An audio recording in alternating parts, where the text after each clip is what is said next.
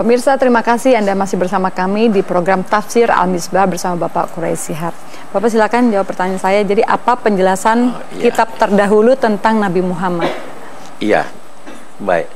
Kita kan tadi berkata bahwa apa mangkana ala bayyinatin min rabbih yatluhu syahidun minhu dan seterusnya, bahwa Nabi Muhammad itu ada 3 bukti yang bisa mendukung orang untuk percaya beliau.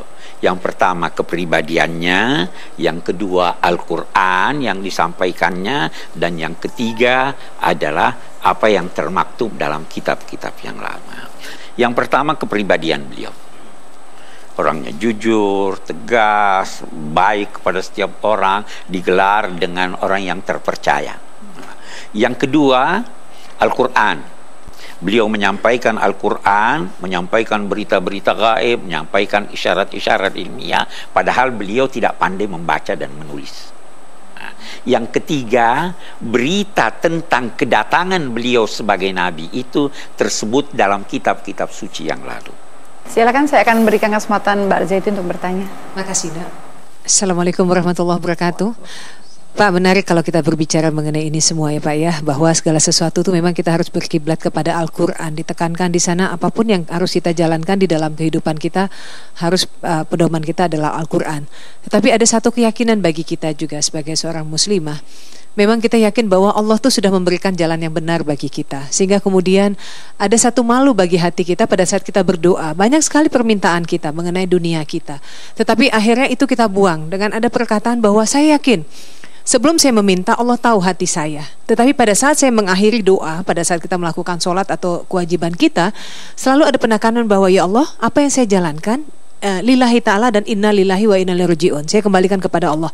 Tetapi ya Allah, apa yang saya jalankan mudah-mudahan berkah bagi kami semua. Nah, boleh gak kita tidak meminta, tetapi kemudian ada kembali di ujungnya, mudah-mudahan keberkahan saya dapatkan gitu loh. Itu gimana nih Pak? Sebenarnya itu sudah minta. Iya, makanya. Iya kan? Malu kan jadinya. Jadi sekarang begini, ada satu hal yang kita perlu luruskan.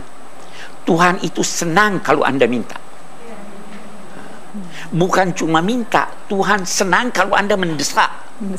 Jangan pernah berkata jika engkau berkenan. Minta, meronta, saya mau begini. Seakan-akan memaksa, karena walaupun Anda maksa, Anda tidak bisa memaksa. Ya kan? Jadi kita minta. Tuhan salah satu sifatnya karim. Karim itu salah satu aspek dari kata karim itu, dia kecewa kalau Anda tidak minta padanya. Terkadang Tuhan menjatuhkan suatu cobaan kepada orang karena dia harap orang itu berdoa. Jadi jangan pernah malu berkata berdoa. Nah, doa bisa macam-macam bentuknya. Bisa Anda ucapkan, saya mau ini. Bisa Anda tidak ucapkan, tapi keadaan Anda menunjukkan bahwa Anda minta. Saya beri contoh dalam kehidupan sehari-hari. Ada orang di jalan, lumpuh, duduk begitu di jalan, tidak ngomong. Anda kasih. Apa dia minta? Dia tidak ucap sesuatu, tetapi keadaannya menunjukkan bahwa dia butuh, dia minta, Anda kasih. Begitu kita dengan Tuhan. Nanti ada hadis menyatakan, man syaghalahu zikri an du'ai a'taituhu afdala ma u'ti as-sa'ilin. Siapa yang disibukkan oleh mengingat kepadaku sehingga dia tidak bermohon lagi, saya beri dia sesuatu yang lebih hebat, lebih baik daripada orang-orang yang minta. Ya kan? Saya kira begitu. Jadi itu permintaan itu. Dan harus minta sebanyak-banyaknya kalau bisa. Minta sebanyak-banyaknya dan sebaik-baiknya. Iya. Karena belum tentu yang banyak itu baik. Saya kira. Kita sampai pada kesimpulan kita Pak pada pagi hari ini. Kita baca Al-Lubab untuk melihat beberapa kesimpulan di sini. Baik.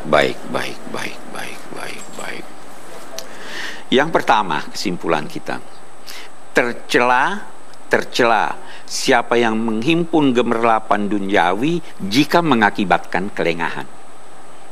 Himpunlah sebanyak mungkin, tapi jangan lengah. Tercela yang menghimpun tapi lengah. Setiap muslim hendaknya tidak membatasi kegiatannya hanya pada yang bertujuan duniawi, tetapi menggabungnya dengan tujuan ukhrawi. Menggabung. Jangan akhirat aja terus, tidak ada dunia.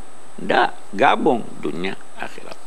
Yang kedua, Allah Subhanahu wa ta'ala menyukseskan sesuai kehendaknya usaha siapapun yang sesuai dengan hukum-hukum yang ditetapkannya.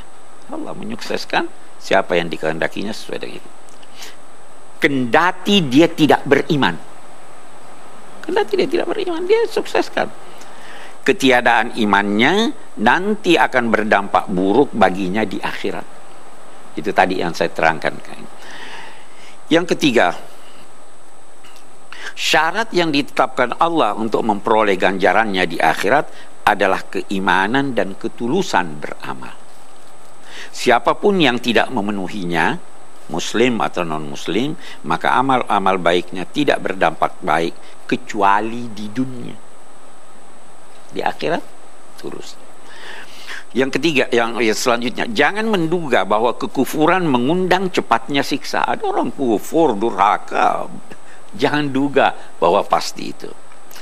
Allah Subhanahu wa ta'ala mengingatkan agar tidak terperdaya oleh kebebasan orang-orang kafir bergerak di aneka negeri dan tempat.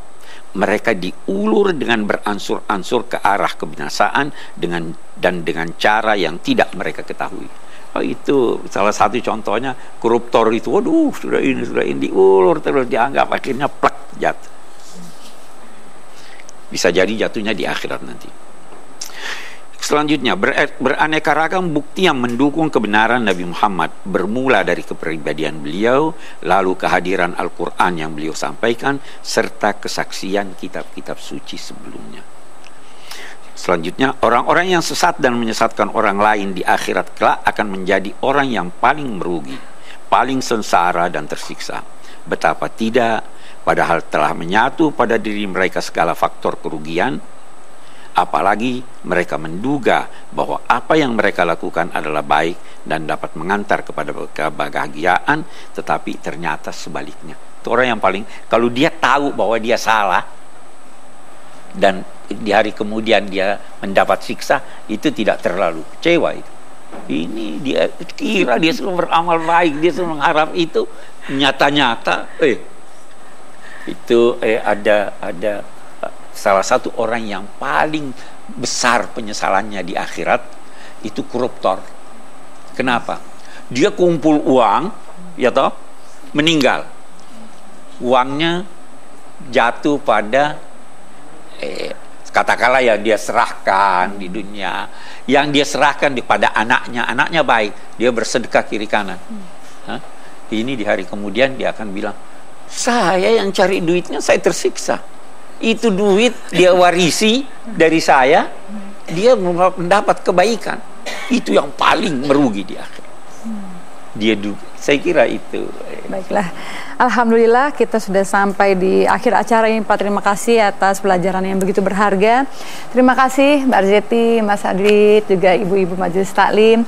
Pemirsa, terima kasih atas kebersamaan Anda. Semoga perjumpaan kita pada pagi hari ini bisa bermanfaat untuk kita semua. Sampai jumpa lagi besok. Wabillahi taufiq wal hidayah. Wassalamualaikum warahmatullahi wabarakatuh.